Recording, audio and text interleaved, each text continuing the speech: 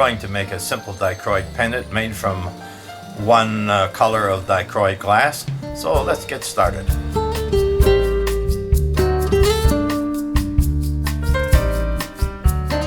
When you're going to make a pendant, there's only so many basic shapes that you can pick from. There's squares and circles and triangles. We want to talk a little bit about what happens to glass when you heat it. Look at the circle with the red circle. That's the original size of a piece of glass cut out.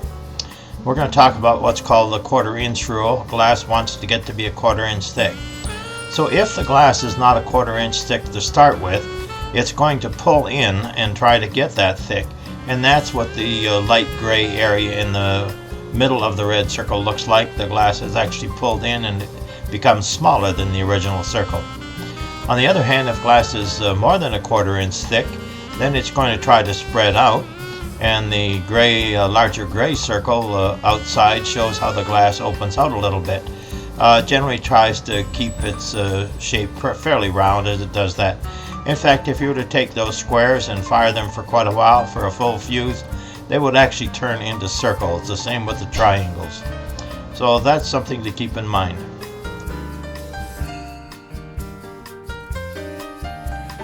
I'm going to start with a piece of black 3mm glass. I've cut it so that it was a sort of a rectangle, and I've just cut off the edges a little bit to make it sort of like a triangle, and now I'm going to make that a little bit smoother by using a grinder. I want to make sure that we have water on the sponge,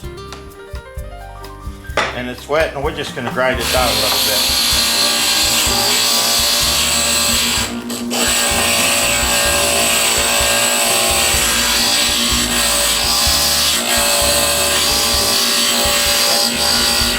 And we'll just keep doing this until we get the shape that we want, and then we'll be ready to go to the next. You have the black glass that we had made, and I've picked a piece of dichroic ripple glass, USRIV ripple, and what I want to do is turn that over and put the black glass on there, and then it's a matter of drawing the shape of the black glass, or I could just cut this off and do it in triangles like I did the black glass, and make the ripple glass the shape approximately of the black glass. So that'll be our next step.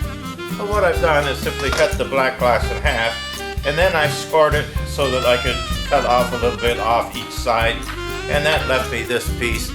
And I'm going to use this piece and again use the grinder and get this piece down to be just about the size of the black piece. So that'll be our next step. Alright, we have the dichroic piece shaped on the grinder, and I've made the dichroic piece just slightly larger.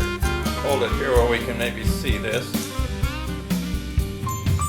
Slightly larger around the edges than the actual black piece, so that it hangs over just a little bit, because I want the dichroic to fold over the black. Now we're not going to put any clear glass on top for this. We're going to fire it first, and then we'll decide if we want to put some clear on later, or how we want to shape it up to make it a little different. So let's go ahead and we'll fire the glass now. Okay, this one's out of the oven, laying on the table here, and this is what the pendant looks like without having a clear cover on it. That would make a fine dichroic pendant. We could wire wrap that and use it that way, or we could put a clear on top and a different kind of veil. Let's make one more, and this time we'll make it a little bit differently.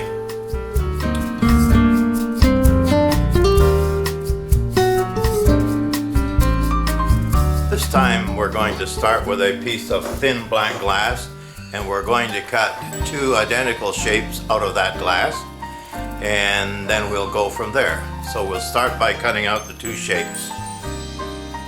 Okay, I've roughed out the two blacks, and I've also cut a clear. And the blacks will actually, I will grind to get them, notice the white is still a little there. I cut outside the white so I can grind down to the white. We'll grind them down. The clear is actually cut a little bit larger than the blacks. You can see the line on the clear there, And the reason for that is I want it to actually lap over the black so that it will be hang over and fold around the black. What I'm going to do is I'm going to use the two blacks, and in between the blacks I'm going to put a bail so you won't see it. Then I'm going to put some dichroic on top, and then a piece of clear on top of the dichroic. Now to make the dichroic, what I've done is I've taken a piece of silver, red, and blue, and I've laid them together and actually cut out the traced the size of the pendant so that they'll pretty much fit the pendant when I put them on. So they'll go onto the top black piece, and on top of that will go the clear. So I'll do that and then we'll go from there. Okay, I have everything I need to make the pendant. I have the two black pieces, I have the cut out red, white, and blue piece, I have a clear piece, and I also have a 2-inch piece of 16 gauge silver wire. I could have used the 14 gauge, heavier or whatever. This should do, and what I'm going to do is make the pendant out of this.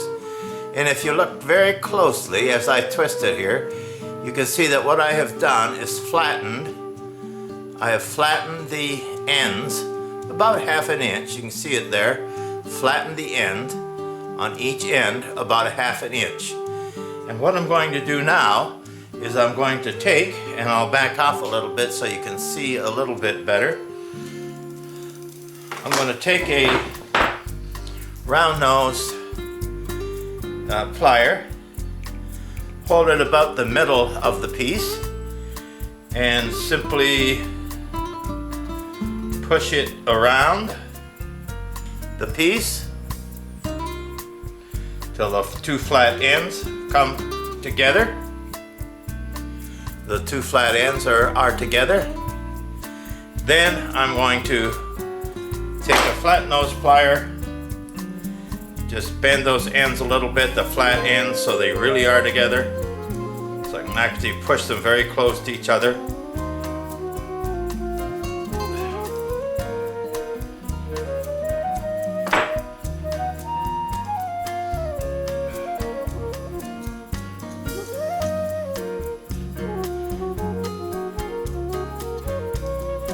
And what you can see now, we look at this, is the flat ends are together.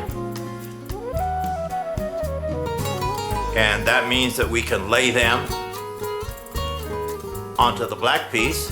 The top end is a loop. So that's our bail loop. And what we're going to do is take one of the black pieces, put the flat end on there, put the other black end on there, and we'll do this in a kiln. We'll have to raise it a little. Then we'll set the color on top of that, and then the clear on top of that, and we'll fuse them all together.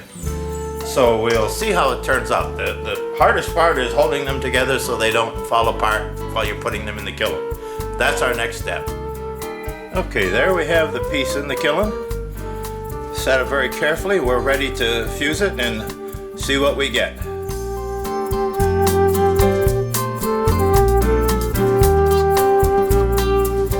Alright, our red, silver, and blue pendant is out of the kiln. As you can see, it turned out quite nice with the silver wire bail. Now you have some idea of how to make a couple pendants. And we've made the two of them, and they are examples of what you can do with dichroic glass.